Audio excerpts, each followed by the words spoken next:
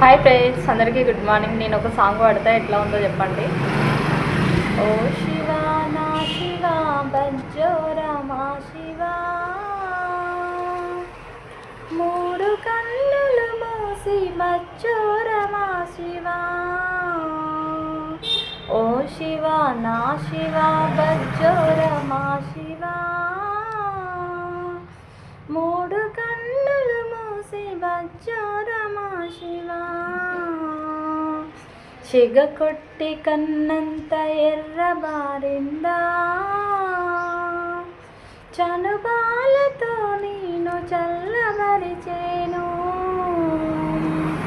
పక్కలో పామేల వెళ్ళి నాగన్నా, బుట్టలో పెట్టి నీ పక్కనెడతాను. పక్కలో పామేల వెర్రి నాగన్నా,